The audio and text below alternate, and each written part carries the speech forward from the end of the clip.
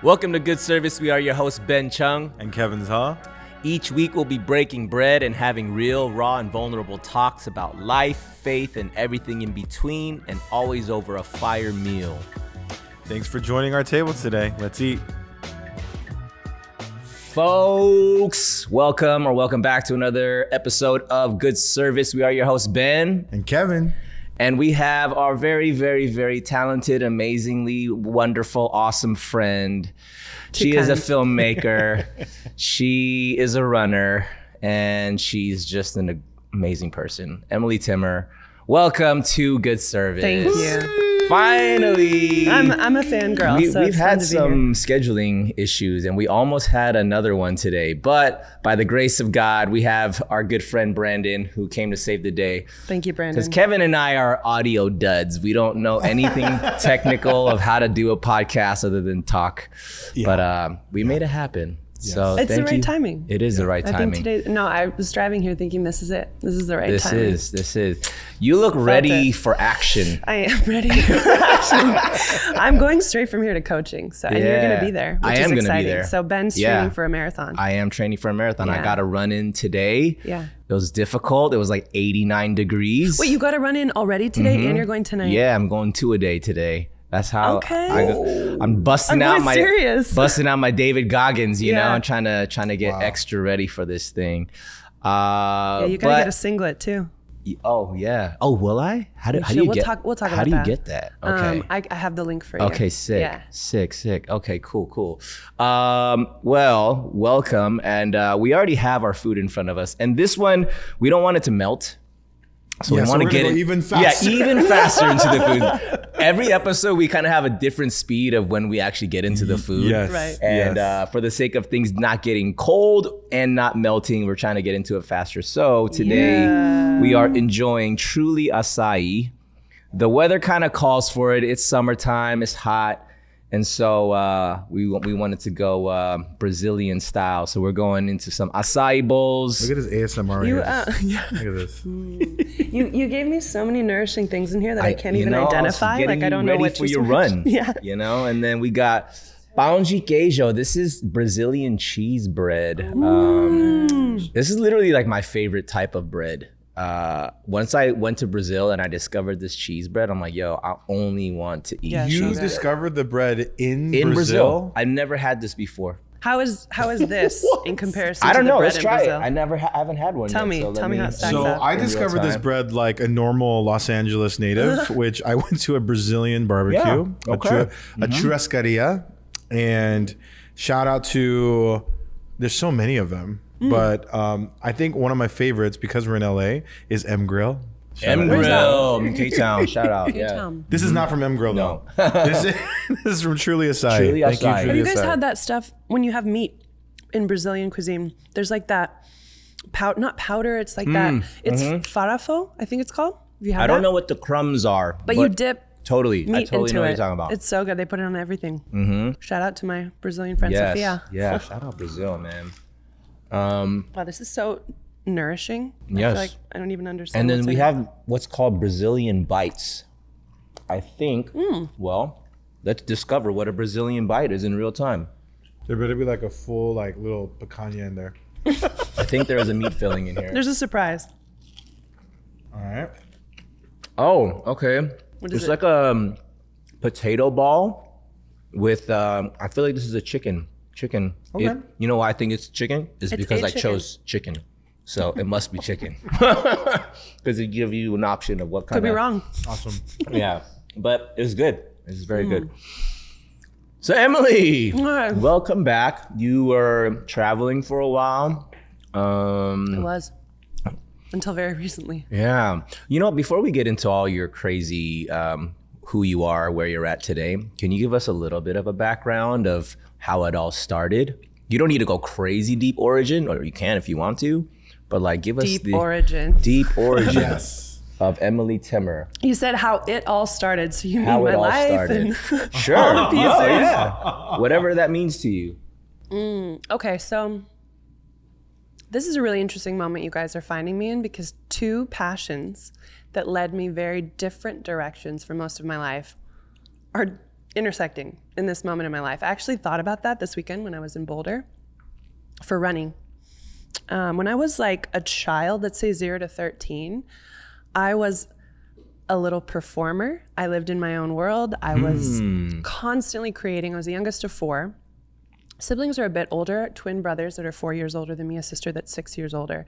So I was that kid that like was content to be making up my own worlds for like 8 hours a day. I mean, I would just wander off. I would play with my friends. I would play with my siblings, but I had such a like, thinking about it now, it's like I had such a like rich inner life as a child, just imagining and going places and then staying there for hours. So creative, like deeply, deeply creative from 0 to 13.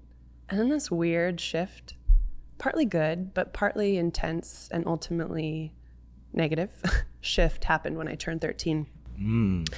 And that shift was that I sort of, I mean, I think I was wired and still am to want to do something distinct and unique in the world and to be distinct and unique. And everybody finds their path to do that. So when I was a child, you know, really that wasn't on my radar yet. But when I hit that like 12, 13, you know, when you start to really think about life, I remember sitting down with my parents. This is really intense. I think about my niece who's 13 doing this and it's gnarly. Like what an age. I was like, Mom and Dad, and I start crying and I'm like, I don't know how to do something so that I don't just blend into like billions of people. Like, how do I stand out? How do I do something so that my life matters? Like, how do I be unique? It was really important question for me at the time. Did you say you were an only child? No, youngest of 4. Youngest of 4. Interesting. And it was just so important to me to do something unique and significant.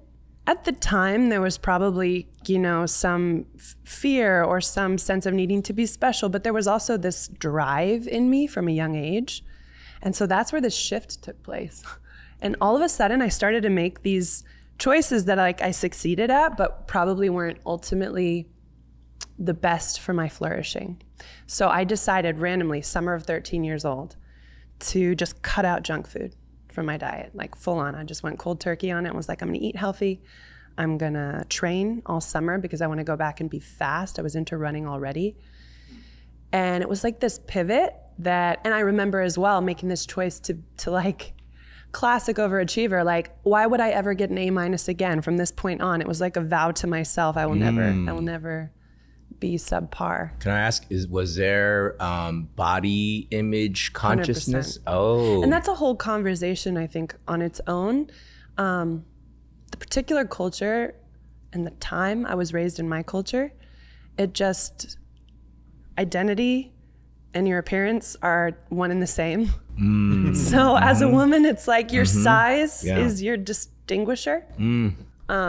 I'm really glad that's changing. I'm really glad there's more conversations around that. At my 13-year-old era, you know, self, that wasn't happening.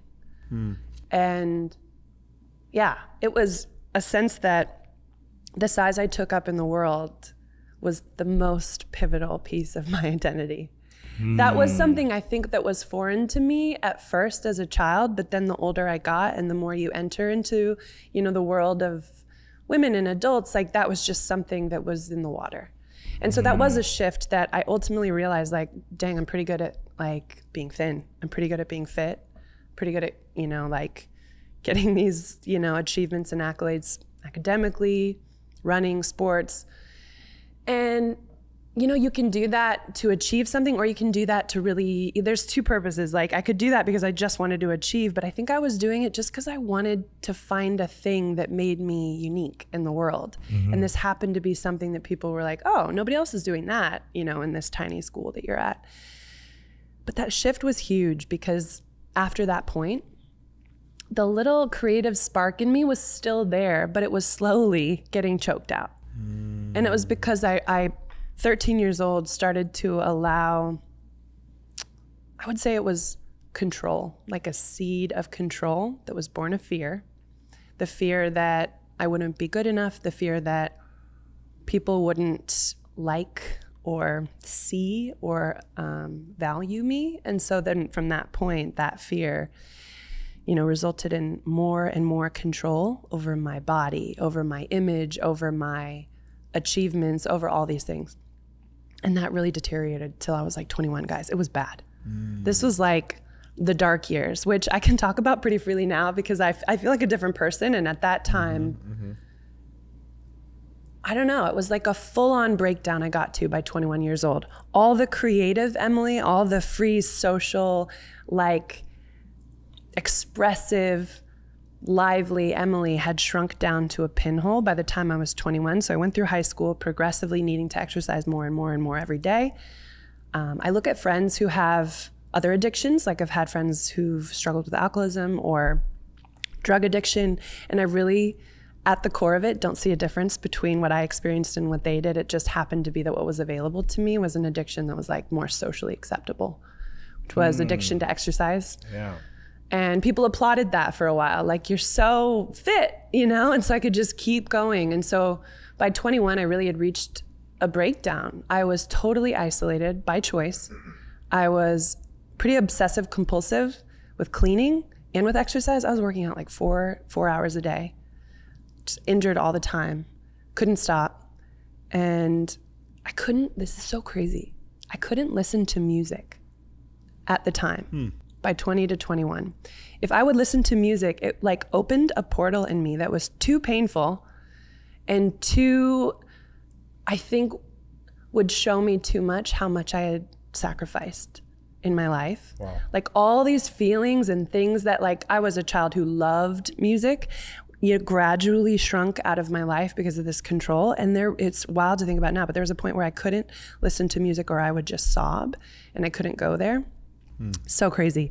So by that, like, just any music or well, like music that I would have chosen to, that I would have enjoyed or that reminded me of things. So weird fact, I listened to sports radio like 4 hours a day and would call into the local sports radio station. Like, wow, wild times. Can I ask? Okay, I'm gonna ask a bunch of ignorant questions because I don't know because yeah, as you describe this addiction that you call. Yeah, I would easily fall into the category of, wow, that sounds like a great thing. Yeah. I wish I had that. You know what I'm saying? Like, I'm sure a lot of people maybe jokingly or maybe just kind of like, wow, it doesn't sound that bad, right? Because normally you would think an addiction comes with a negative consequence, right? What was or what were the negative consequences of what you had? Yeah. Outside of not being able to listen to music and getting sad and things like that? The first 2 years, probably not much. I was just super thin and ripped and like had a 6-pack at 13 and was like that doesn't sound crushing it. No, it doesn't, right? Yeah. Until you realize that young men and young women's bodies are supposed to go through certain changes from 12 to 16 years old that are pretty pivotal for bone health, hormonal health, stuff that sets you up for the rest of your life. There's a lot more research on this now, and I actually ended up studying it in college while I was still the prime example.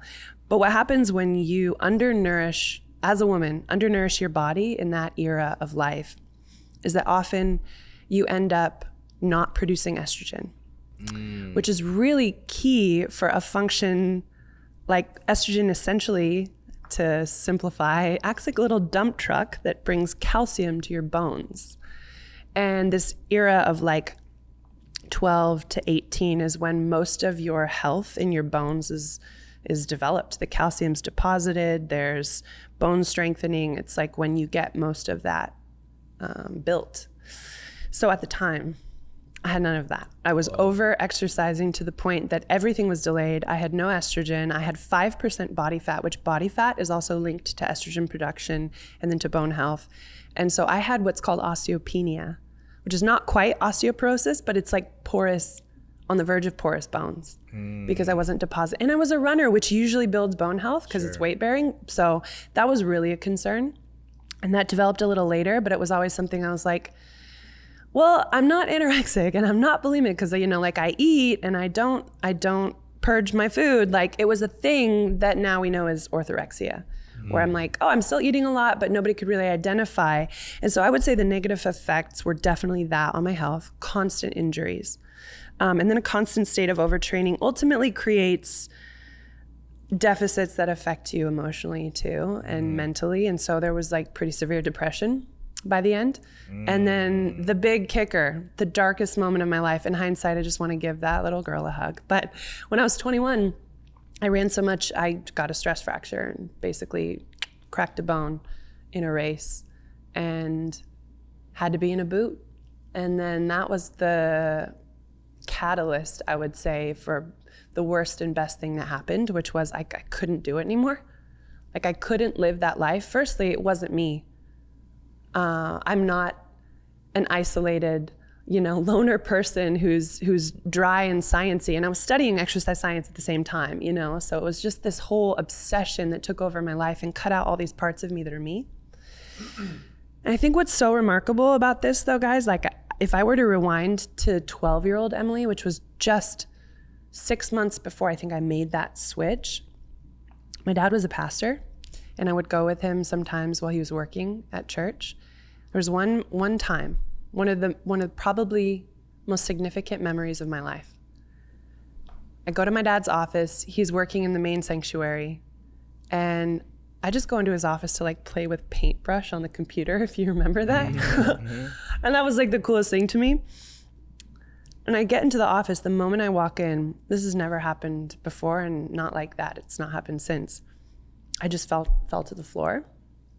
And I was so filled with this like incredible, very thick, very overwhelming presence of love. I was like pressed to the floor. I was crying. I'm 12 years old, right? I hadn't anticipated anything. I'm not at a meeting. This just happened.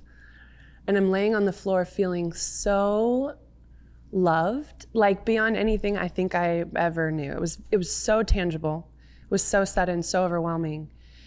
And I remember like just reaching for a piece of paper and trying to scribble down, like people talk about heaven or whatever, right? But this feeling feels like what people would talk about, and I'm feeling it right now. This is 12-year-old Emily writing that out. I still have that.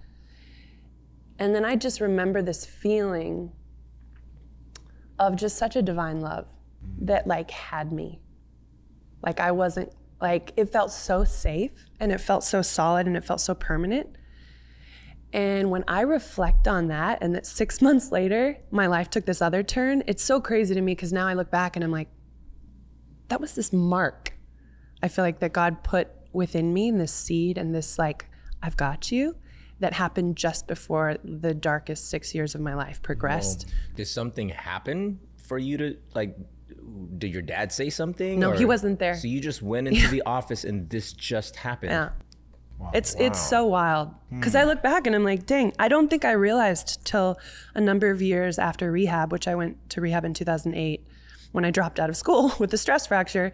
I didn't realize till then, I was like, oh my gosh, like, it gave me extraordinary hope at that point because I was like, you knew, and you weren't gonna let me be consumed by this. Because I will tell you, 2007, darkest, suicidal, like ideation, all of that. I thought it was done. I can't explain, unless you guys have experienced it too, the feeling that your life is actually over, but you're still living it, that there's really nothing left for you. It feels like a black curtain coming down over your future. I remember sitting in a YMCA parking lot, trying to go work out, having no energy to do it, in a boot, trying to hide that I'm working out because I'm not supposed to, and just feeling so, like I was so far underwater. I was trying to like scream or let something out, didn't even have a voice anymore, and just felt like that curtain came down. And like, this is it. Yeah. I don't know what I'm gonna do. I don't know how I'm gonna live a life. It's so hard to explain now because I'm like, wow, you didn't know what was ahead, but at the time it felt like everything was over. And then to get to this point where I remembered that 12-year-old moment and remembered the feeling of that, it was just the feeling of like finding a seed in you that hasn't died when there's been a horrific fire or something, and it's still there. Yeah. And that thing's gonna sprout, and it did. And I would say though, and not to make it all heavy, because in hindsight, I'm like, I have a sense of humor about it now. Because that poor Emily that had really fragile control issues and had my whole identity wrapped up in like, do I weigh 110 pounds? I should never weigh that, I'm Dutch. We got good bone structure. It's like thick. But that Emily that was like wrapped up around that was like, you need to work out 4 hours a day. Everything had shrunk down to calories in, calories out, counting constantly, exercise, how do I look, how am I performing, like shrunken life. And to look back and just be like, man, the way that that felt then and the way that my life felt like it ended, I am so grateful that I had that shattering. Because from then on, if your life shatters once, you're kind of like, okay, well, that happened.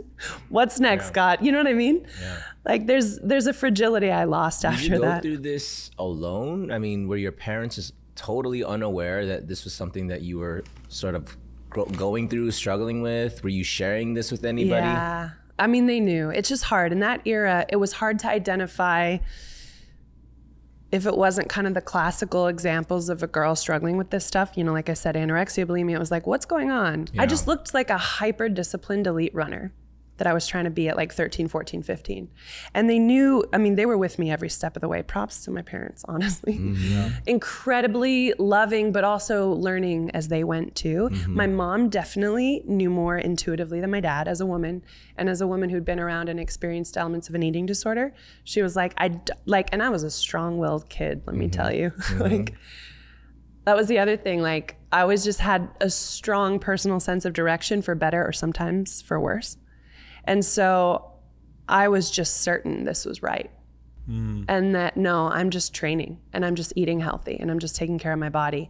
And so I'm sure that in hindsight now, they were like wrestling with their overly confident 15-year-old daughter who was like, no, I'm doing great. Meanwhile, I'm injured every week. And so it was complicated. And I will say they never were the parents to like put their foot down and be like, I demand you do this or you do that. They were just kind of wanting to talk about it. And there were times I was willing, and there were times I would break down on that, and times I would be like, no, this is fine. This is who I am. Yeah. There's something that you were sharing that I wanted to highlight was that this is why I love podcasts in general, because like the story you're sharing, even though it's so specific to Emily and so specific to your life, I am 100% sure that there's so many people hearing this going, I'm living that. Which is like crazy, and I'm sure of it. And as they listen to this, and I think it's not more just identifying with it is something that is always feels kind of nice, because like when you're in the suffering, you feel so alone. Yeah. And especially when you're not connected to your higher power, connected to God, what happens is like you feel so special in that way too. Where like, oh no, I'm the only one in the world. That is broken this way, you know? So true. And you just feel like there's literally nobody that will understand. And the fact that we get to share your story like this is awesome. But also the parallels in addiction of like, whatever the addiction is, that downward moment, the bottom of the barrel feeling, you know, hitting your rock bottom, and then life afterwards and what that looks like. It's crazy as you're like explaining that. I have a few rock bottom stories myself. So like as you're sharing it, I love how you're like describing that ultimate black curtain feeling, because it's almost like an out of body experience, which is like really weird. It's like you're looking at the empty shell of your body, but you're living it. It's like very weird. That's a really good way to put it. Yeah. It's like dissociative, but you're stuck there. Yes. And then you're stuck in it, living it. And then, but strangely enough, this is why I love God, is that when you mentioned I love how you did it too. You did it like a movie where you just go back to your 12-year-old self in that moment where you met the Lord, and there's a seed that was planted. What was strange is I know exactly what you mean, because when God has you from whenever he had you, whenever he knew you, whether it was maybe you didn't have the encounter, but your mother did or your father did. So the seed that might not even been even there, it could have even been before. And this is what I love generational blessings, is that like my mom prayed for me, and I am 100% sure why that is why I even know God today. Like for sure. And like in that dark black curtain moment, I still remember there was like this little thumb of warmth somewhere. And I was like, for whatever that was made me like look for something else than this. It's so true. It's like crazy. No, it's real. I mean, I can identify that exact moment you're talking about as well. Like, I think sometimes it's easy for us to fixate on the ways that there's so many things that could go wrong or have gone wrong. And it's not as easy or natural mentally to focus on all the ways that there are these incredible strands of hope or love or people or God reaching out to us that just aren't going to break. And it was 2008. It was 2 months before I decided to go to rehab. And I was on a walk. This was the darkest of the dark. This was a full-on curtain down for 2 months. I had just lived in a semi-internally comatose state of like waiting for, I don't know what I was waiting for. There was nothing to wait for. It was scary for my parents, I know, to see me like that. So I end up going out on this walk at this place called Chambers Bay, which will come into the story later. And it is the darkness that won't even allow you to enjoy the sun being out and being in this stunning place. Everything feels desaturated and menacing. And all of a sudden, like, I got to use the visual language because that's how it felt. It felt like this curtain, this cloud gets pulled back over my head. Again, a little piece of that 12-year-old, oof, I'm loved, rushes back into me. And I stopped right there. And this comes totally foreign to me. Like I'm just stuck in this thing and all of a sudden, I feel this feeling. And this paragraph just like drops into my head fully formed. The crux of it was, you will not stay here. And it was a you. It was like talking to me. You will not stay here. This is not your life. In a year, everything will be different. And I was just like, I just stood there and I was like, okay. And it was this one moment I was like, I'm just gonna believe that. That doesn't feel like it comes from me. And that comes from something that feels really real. And I think probably because it reminded me of that feeling of being so loved beyond myself, beyond what I had or hadn't done, so seen beyond any of that, that I just was also desperate. So I just grabbed onto it. And that didn't make everything easier. It didn't mean my depression left, but it was this thing I was holding on to. And 2 months later, I was in rehab. And the journey began, and I reflected the next year at Christmas. Let me tell you, the drastic shift between 2008 and 2009 is jarring. You could see it in photos. I wish I could show you. I was a new person. Problems weren't solved. Eating disorders still had to be like worked out for a number of years, but the hope and the sense of aliveness and the me that had shrunken away coming back to life was really real. And so these moments that, you know, everything feels so dark that there's this pinhole that you're like, but this bit of hope, I just couldn't encourage people more that those aren't wishful thinking, that it's not just delusion. I mean, the amount of times I've lived this, I've become, by practical experience, an optimist. Not to say that the horrible stuff doesn't happen, but those, pinholes of light, those pricks of like being loved, they grow into something every single time. Yeah. And it doesn't eliminate the pain and the darkness, but it somehow becomes like one of my favorite authors, J.R. Tolkien, talks about this. He has this quote that has become like a life quote where he says, the reason he wrote stories and reflected life in his stories is he wanted to give people a glimpse of joy, a fleeting glimpse of joy beyond the walls of the world, poignant as grief.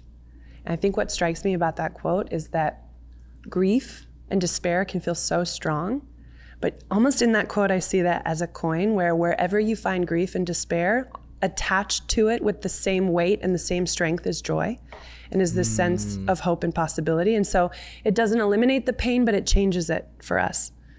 That's me getting philosophical, guys. No, I love that. Actually, as you were talking, so I mean, Emily, I look at you as somebody, I would categorize you as a high achiever, right? You have a high standard of quality of life. Let's just call it that. Because I think even you being this 13-year-old, just like super focused on your fitness and super disciplined with your diet and all that stuff, right? That's not technically, most people aren't like that. I actually recently learned something. I heard this and I'd actually love to get the room's take on this. So I saw this video on IG, and I guess this guy was either like a former CIA guy or something, and he was talking about the first thing that when you enter the CIA, what they ask you is, do you have some level of childhood trauma? And the reason being is that they say that most often those who are high achievers have had some level of childhood trauma, just enough, not to the extremity of, I mean, there's all, spectrum of trauma, but just enough to the point where something has happened to you where it pushes you to be like, I never want to experience that again. Therefore, I need to work harder than the next person so that I don't experience whatever that thing that you consider traumatic was. And so he says, there's a spectrum of it, but like, those who seek the approval of others, right? Like if I'm only going to be accepted if I'm exceptionally better than the average person at X, Y, or Z. So that's why I'm gonna work harder than the next person. I'm gonna, I'm not gonna settle for an A- because that is sub excellent. So, cause and as I was like listening to this thing, I was like, whoa. Cause I view myself as a high achiever as well. Like I don't, like when something is considered average, I'm like, okay, I have to be above average. Like that's just always how I think. I have to be above, maybe not the best, but I have to be above average. I can't settle for average. And I've seen, myself in terms of like, oh yeah, I guess in my life, I've always kind of, not in every category, but the things that I actually care about. I'm like, okay, I'm gonna be above average at that because I actually care about that. And then when I think about, do I have trauma? Because after I saw this video, I was like, where does that come from, And then I was like, yeah, I think I can pinpoint where those traumatic things were, where I was othered, you know what I mean? Like you are the other, you are the one who sticks out in this group. And so in order for you to not feel this like, oh yeah, you're not one of us kind of thing, like, okay, then I have to rise above the average so that like I'm actually like, wow, he's actually exceptionally better or whatever it is. Yeah. And I think I've gotten that even from my childhood with my parents to friends and racism and like all the things, right? And then me like having body image issues too. Like I was like the chubby kid my whole life. And so I'm like, I never want to be the chubby kid ever again. So I think as you're talking about like pushing yourself, like right now I'm like, okay, I'm going to get into marathon mode again, and then I'm like, cool, then I'm gonna start doing 2-a-days, and I see you. My mind goes there. That's why guys like David talk about trauma. Like this guy had the craziest life. So I mean, I'm not trying to glorify or put on a pedestal this sort of like, oh, those who have received trauma, you guys are gonna kill it in life, but like I am curious and interested, again, just in the room too, like what are your guys' views of, I think most people have some level of trauma growing up. I think it's pretty tough to just grow up without just like perfect life and nothing ever challenging has ever happened to me. And of course, like, yeah, my dad getting shot when I was 14, like all this stuff just adds up, and me having to sort of like be the man of the house at a young age and things like that. So curious, let me toss it to you first, Emily, like, do you feel like there was any level of that may have contributed to you sort of kind of entering that phase at 13? Gosh, maybe. Sometimes I have a hard time identifying that because I did have, to my knowledge, a pretty lovely childhood. And I think as you're talking, one of the thoughts that came to me is like, life is gonna throw wrenches in the plan all the time. And so that looks like trauma, or that looks like grief, or that looks like kids growing up in environments that aren't conducive to their flourishing. And that's for all of us.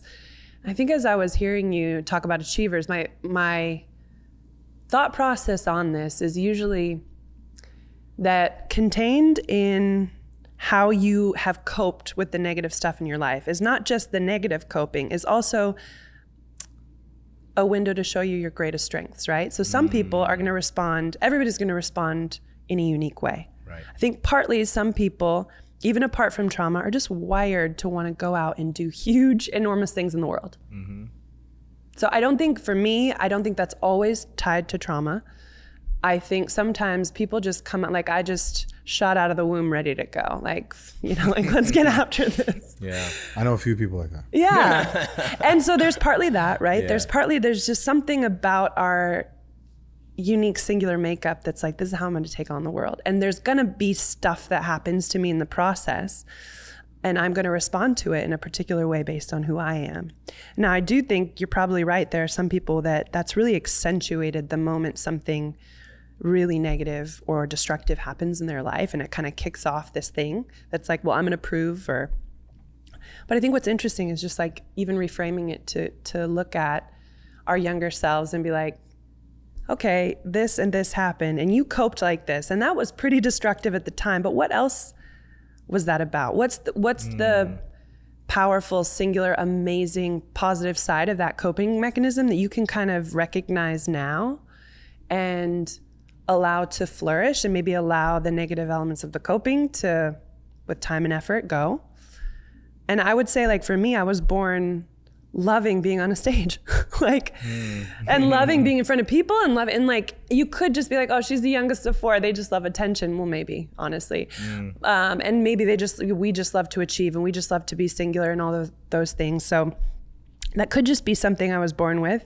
I can't speak to feeling like I've had specific trauma. I do feel like I was blessed in that way. There was hard stuff, but not traumatic.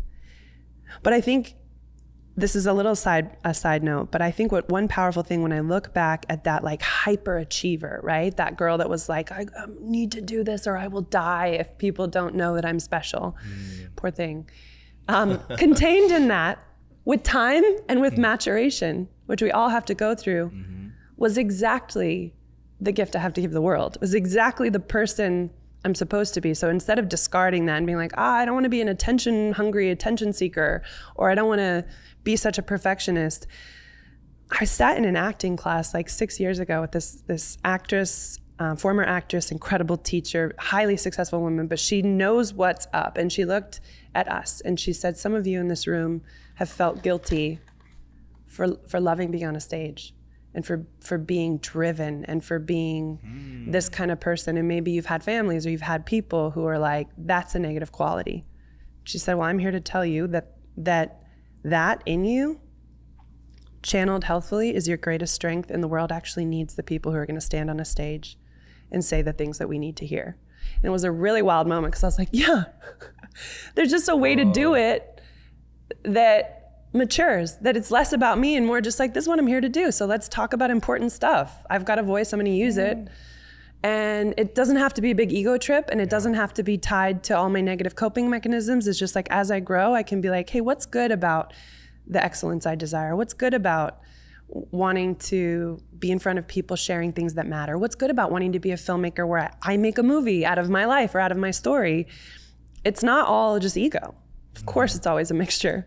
But a lot of it is like, this feels really important, and this feels like something that will lift people, that will cause people to awaken and to flourish. I really feel like I want to do it. That's what I'm here for.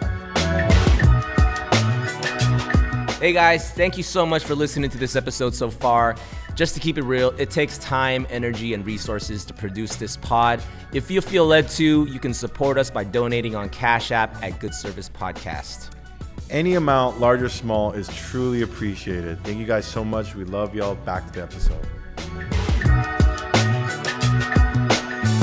I love that conversation too, because I know we started on the topic of hot take on people that, like, I have a hot take on people that overachieve through pain, by the way. Meaning, like, for me, I know it sounds awesome. You know what I'm saying? Like, it sounds like, cars are exploding behind me and I'm walking away. Like, that's what it sounds I can see you doing that. Yeah.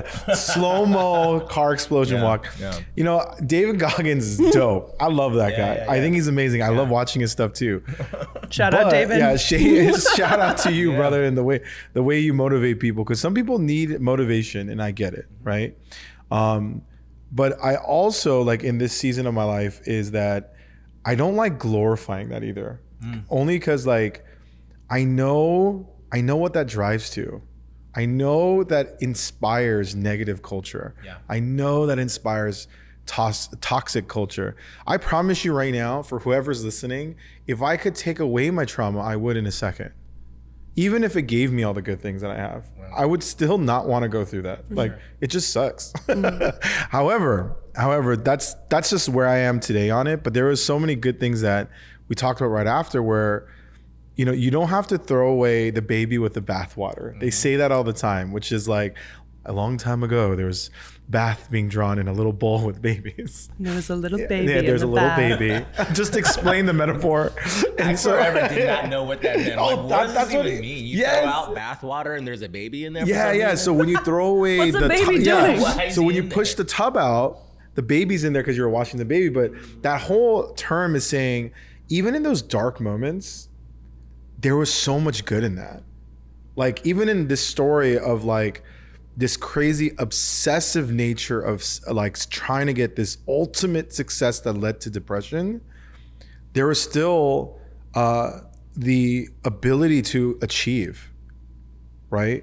That was born in that, where you take all the bad away, but then the good that came from it will always stay with you in understanding how to motivate, coach, and help others achieve.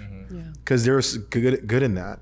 And so I think that's something that I literally recently have been going through myself, where it's like, I have been having this like radical encounter with God in the last year. And so there was a moment really early on where I was just like, I'm just gonna stop doing everything and just do God stuff. Like, there was a moment where I just kind of wanted to just throw everything away, which wouldn't have been even glorifying to what he wants me to do, because the stage was built, this network, this skill, this talent, whatever that's been building over all these years, now it could be repurposed for something greater, you know? And I think that's something that I had to like really meditate and reflect through and understand. And I think there's such a good lesson in that too. And I think I definitely wanted to double click that when you were talking about it, because that's what she, you know, how the teacher was saying. I think that was part of also the point that she was making, which is awesome. And I think that I think that that's always something that is really easily thought of to do, which is like, let me just blow this up and reset it, which is not always the best. But it feels like more of the same a little bit, you know, this like pendulum we go to. I think reflecting on the Emily that was so hyper driven, the part of the story, guys, that followed is hilarious, because I feel like I lived through 6 years of like total failure. And that's the funny part of the story. I've lived extremes.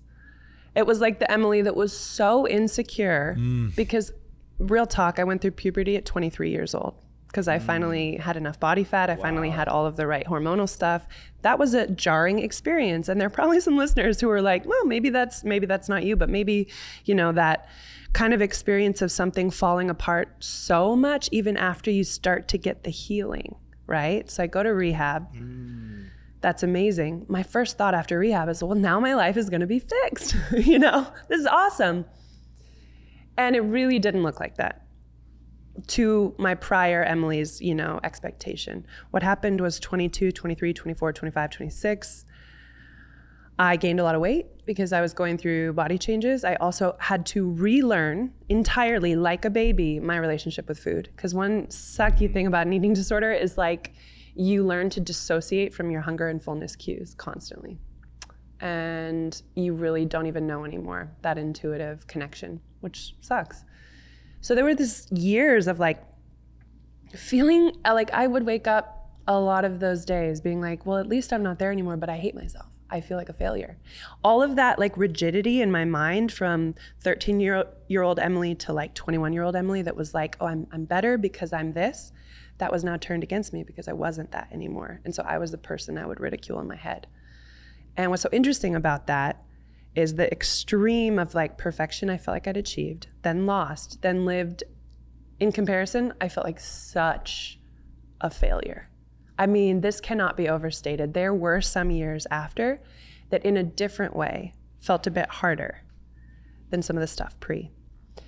And there was a really distinct moment that began the ultimate, this is all on the process of healing, right? Like I can say it again in hindsight, I'm just so glad for like the years of chubby Emily and like the years of like going through this whole process, because when you like, oh, I'm healed, I'm better, I did it. And then you just keep maintaining those standards. I don't really think I would have been free.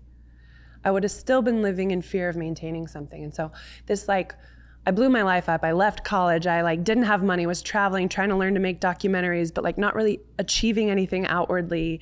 Took a long time to finish my degree, wasn't able to run fast anymore. All this stuff I'd built my life on. And that all came to a head about 8 years ago. I'm on this documentary trip because the one thing that had happened after rehab is the creative me came back to life. So the mess is all there. At this point, my perfect life blew up. It's a full-on mess, but at least I'm creative. Seeds. I would write about all this too. I hope no one finds these journals till I die, Mom. But I'm on this trip and I end up in Jordan, in Amman, Jordan, filming some of the refugee stuff there. And my friend is like, hey, they're doing a half marathon and it's all slightly downhill and it ends at the Dead Sea. Should we do this like once in a lifetime thing while we're here? Well, the last half marathon I ran was 8 years before when I got a stress fracture, was 110 pounds, but was super, super fit. And I was like, sure, I had this like weird, like this seems self-punishing, but maybe it'll be this iconic experience. I have no idea. I was not in great shape. I had been traveling. I mean, for me, not in great shape. You know, I'd kind of been doing stuff, but not at all training. And I wasn't allowed to train. It's Jordan, so I couldn't run as a woman.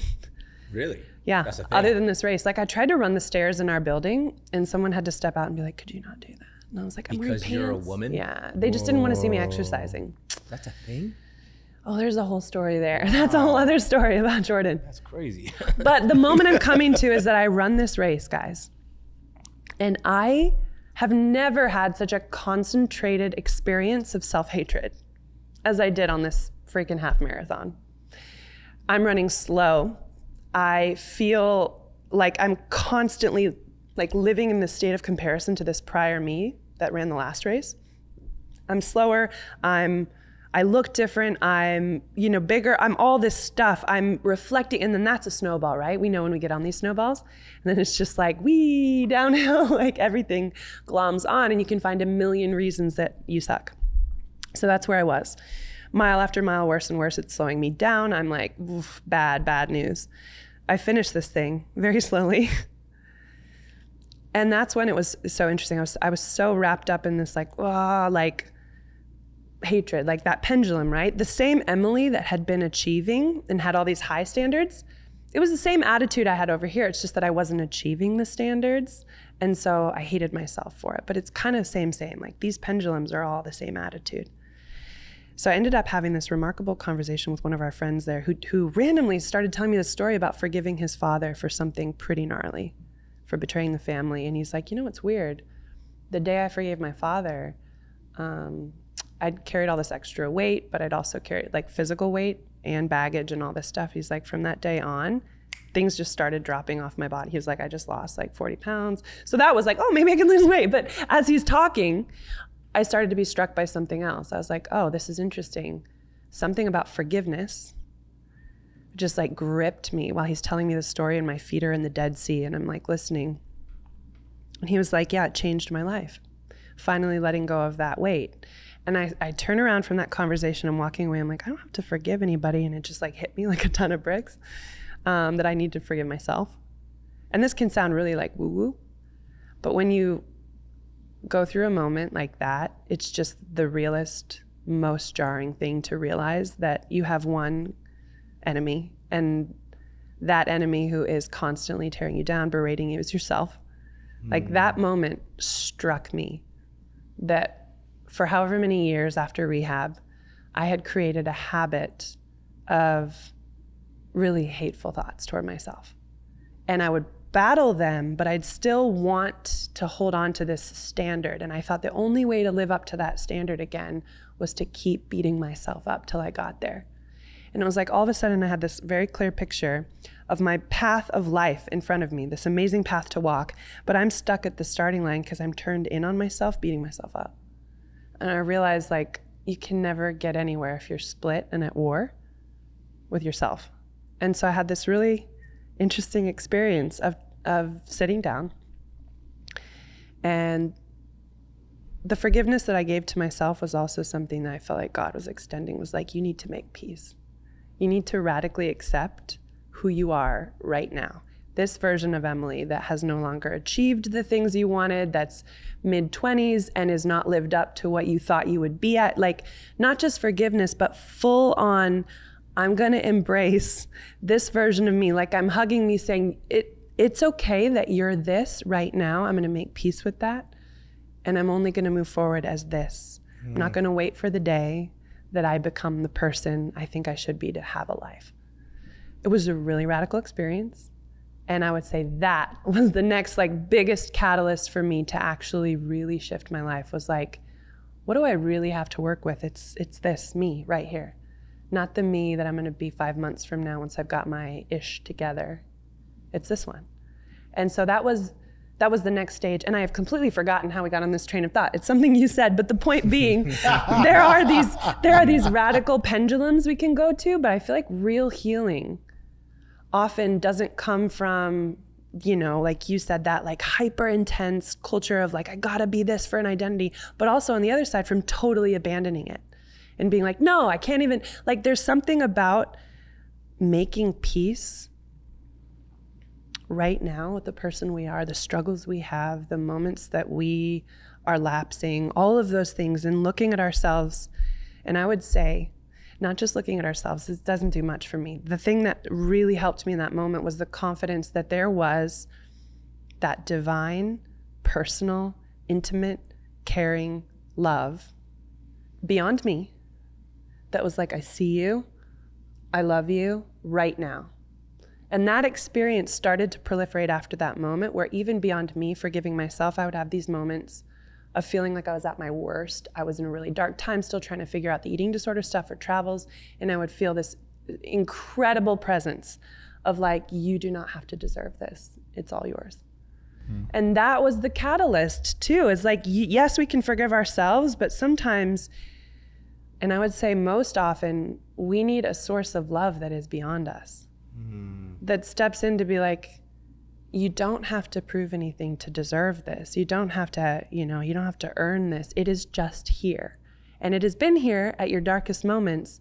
And so the self-forgiveness and all of that is just agreeing with that and not mustering it up for ourselves. Yeah. She just like filmed the whole movie right now in front of me. Like, that's crazy. Because right now I was like listening to her story and I was like thinking, dude, she could totally make this into a film. Oh, that's the thing. I started this whole thing by saying my running and creative worlds are coming together.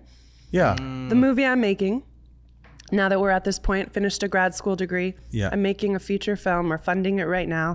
Script is ready, about a woman running and her journey with regret and grief and all of these things. So this was like the teaser. This was the teaser for the film. Yeah. In theaters, summer of 2025. Yeah. No, because like I was like thinking like, man, I already see the visual of like in that last run scene as like it's ending the movie, where like flashes back to those like moments of trauma and depression, and then it goes back, and then you film like the parallel moments leading up to the final. I think Kevin wants a role in your film. You know what I mean? Kevin, would you? Right at that last moment, it's like, bah, she finishes the race and she's like breathing heavy there. She meets her maker. But anyway, sorry. I love it. Kevin, man. would you like to be an extra in the movie?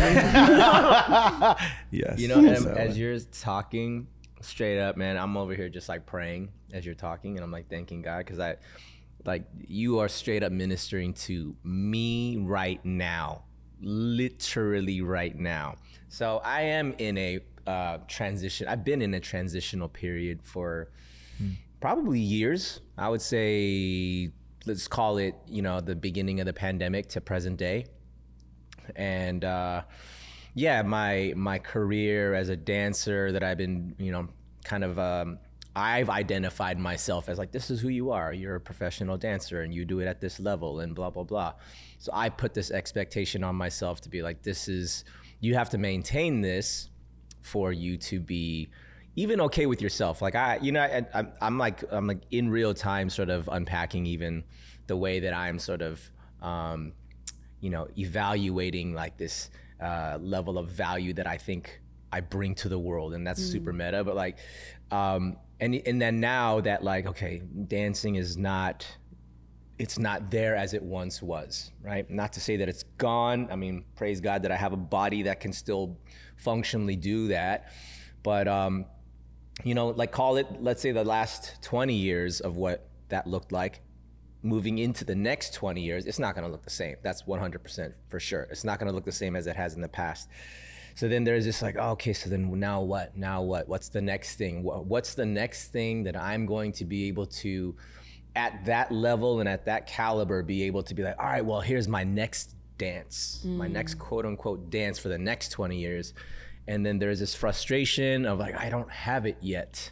I should have it. Why isn't it not here yet? And let's just say, and I'm asking myself the question now in real time, let's just say I don't find another quote unquote dance, something that I put in so much time, energy, and passion into as I did with dance.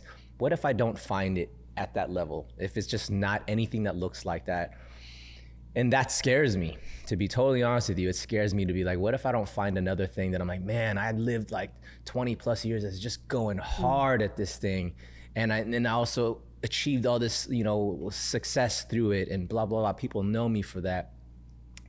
And going back to even right now to this marathon training thing, like I ran my first half in 2021. And, you know, I got myself up to the shape that I wanted to be in, that I was like, cool, I completed it within the goal time that I wanted, did it with like an injured foot with plantar fasciitis, the whole thing. So I was like, oh, cool, I even did it with an injured foot. And Goggins. God, that's the Goggins in me. But going back to starting this new adventure of like, okay, the Long Beach Marathon, I got a little over a month to train for this thing. And I just started. It's only been a week or so. And then on Monday I went for a run. I mean, granted, it's summertime, it's hot outside, so I had the elements against me. But I pride myself in never having to walk. I'm like, I could just run the whole thing. Whatever I do, I just run it. Like in this, you know, short, you know, it was like a little over little sub 4 mile run. My body just couldn't do it. And then I had to walk probably like 6 or 7 times. I had to stop and walk. And I was so discouraged. I was like, dude, you didn't used to be like this. You were in better shape before. And then, you know, I'm mentally battling, like, okay, well, you just started training again. You're going to get back up there. But in that moment, I felt so discouraged and defeated. And that's why I'm kind of even identifying with just the way that you ran that half, you know, in the Jordan or whatever. And you're just like, man, I just don't have it how I used to. And so, but, you know, going from there to just being like, you are always going to be disappointed when everything is based off of your performance, right? Whether like, you know, your glory days were this, and in your prime you were doing this, and then now that you're no longer in your prime, whatever the prime means, even if you're basing life off of how once upon a time life looked like this, and now that we're here, it doesn't look like that. I mean, of course, that's going to push you into a place of judgment upon yourself. And then that can lead to things like depression and there's all kinds of rabbit holes that we can go down into. And so as you're talking about, just like taking your focus off of what are you able to accomplish right now, and allowing yourself to just be in the love that already is there for you, that has constantly been there, that will never leave you.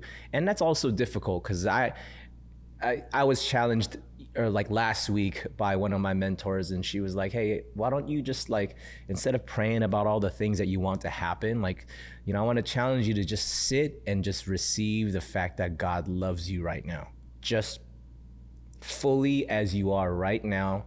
He doesn't need you to, you know, run at a faster pace without walking. He doesn't need you to read the Bible more. He doesn't need you to pray longer. He just wants to love you. Like I want to challenge you to just sit and just receive that. And it was tough because my mind just keeps going to other places. I'm like, oh, but God, I still need this, or Lord, please help me with that, and blah, blah, blah, blah. And so I say all that to say, I mean, one, what you said is truth, and I will completely just like agree and affirm and validate that. And I will say it's still tough. It's still tough. You know what I'm saying? Like, and again, this whole show, the way in which we want to tell our stories is not with this idealism of like, oh yeah, like just receive the depth of God's love and everything will be fine. It's like, yeah, but it's still tough. You know what I mean? Yes, we battle our flesh. We have our insecurities. Some days are better than others. But I think the beauty of, you know, even hearing your story, I know probably every single one of us here, our journey with God has never been linear. It's never just been like, oh, once I made this decision and then I made this decision and then it just kept going up and up and up. It's like, no, I know for me, man, I've done this to go back this way to like, you know, I've done all that. And to know that every single step of the way God has been present and is present and will be present. And simply that knowledge, it's not even this like, it's a nice thought to have. It's a true belief. It's a true like knowledge. Like, no, that's what the Bible says. Whether I believe it or not, it says that. Or not, like whether I feel it or not, it says that. And I do believe it. But sometimes our feelings, we tug of war with our feelings. You know what I'm saying? So I have a thought, just that little thought note on that what you said and highlighted was really important, that it's not linear. And you know, going to rehab wasn't my shining moment, and it was all uphill from there. There were other dips. But I think the greatest thing I've learned through that process is life is like hard. Like life is hard. Yeah.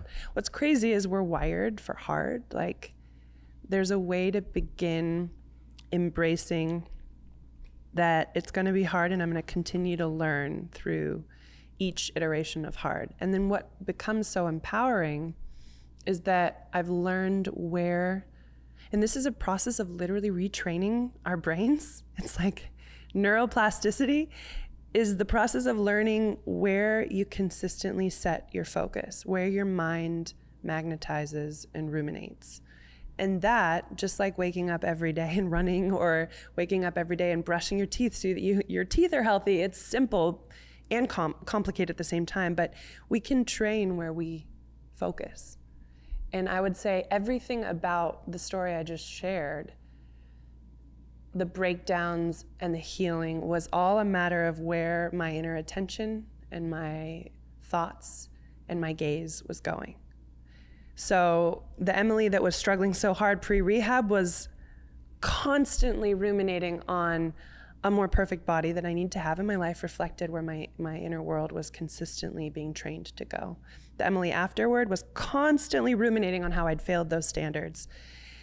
And I think the greatest freedom has just come by that little everyday being like, there's somewhere else to look. There's something else to think about that begins to incrementally, hard, long process, but so encouraging, because incrementally your life opens up a little more as you focus, as you ruminate, as you think and ponder on being loved, as you think and ponder on, yes, the glory days may very well be behind, but what's not behind is the incredible opportunity to get to know new people, to be curious about a million things you never got access to before. There's so much left to discover.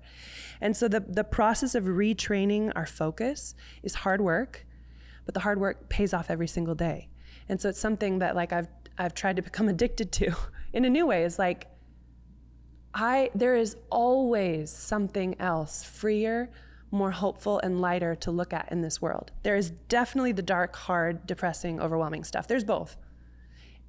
But as I train and you know, teach myself and am taught to continually begin gravitating my thoughts and my focus this way, my life changes. So that's just kind of like agreeing and reiterating the process is not linear, it's hard, but that's the hard work that is also beautiful work that we get to do every day, is choose where our attention is going. Yeah, like today, I mean, I love like all of this, honestly. I was just like listening. There's so many different themes we were talking about, but it still kept revolving around something. And I think I think this might be the word, but the word identity just kept coming up in my head, right? And so it's like, where do we find our identity? Where do we sit in it? Where it's not just, yes, we have to practice at it, we have to work on it, we have to become it, like literally, and we have to be addicted to it, which is this new identity. And this is why this is gonna get a little woo-woo, but I love it.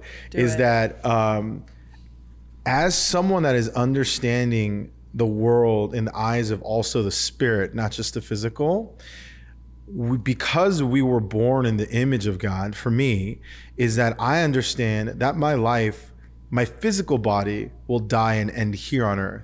However, me as who I am in spirit will live in eternity. So that means my identity is in eternity and it's not here. And it's like that realization. And what's crazy is this even makes it more real why we have such addictive personalities, because we have an infinite want. And the only identity I could have that could fill my infinite want is someone that can infinitely give me that need and fill it. And so I was literally talking about this the other day, where infinitely, if I have this insatiable forever addiction, God is the only one that could fill that, because he could forever give me the love I need. And so I was like, so in that identity then, if identity is that is my identity, then no matter what happens, no matter how much I beat myself up or others don't approve of my work or whatever I'm doing, it doesn't matter, because my identity will always be, I am God's favorite son. And if that's my identity, I walk in that invincible nature in all things. And I think that's something that has been like really eye-opening in moments that suck. Because like even today, on my way here, and I'll just make this one quick because we'll dive deeper in this one later. Like I have trauma in different things, and I have relational issues with my mom and dad, right? And something happened in the last few days that I'll dive deeper in another episode, I promise, that triggered me like hard. And I haven't had a trigger that hard in a while. And I just felt like immediately, like I just went to a dark place. Like I was just like, F it. Like I don't feel good. Like I don't want to do anything. And I almost didn't realize where it came from. Cause it blindsided me so bad that I was like, am I going through a chemical imbalance? Like I literally thought something was wrong, because I didn't realize what it felt to be that upset again. Like this was like yesterday and today. And it was because in that moment, because of my triggers of my parents and who they are, I started to go back into that identity of like who that was. Like I am this messed up whatever because I'm associated with whatever. Like it all started tumbling down. And then right now, literally as we're listening and I'm listening to you share, I'm listening to you process, I'm listening to you share, and I'm just sitting here going, man, it feels good right now, because I'm being reminded that my identity has nothing to do with any of that stuff, because that's just noise. My true identity is with God. And so that was the thought I was having while you guys were talking. Yeah. It's a good thought. It's a great thought. Chewing on that thought.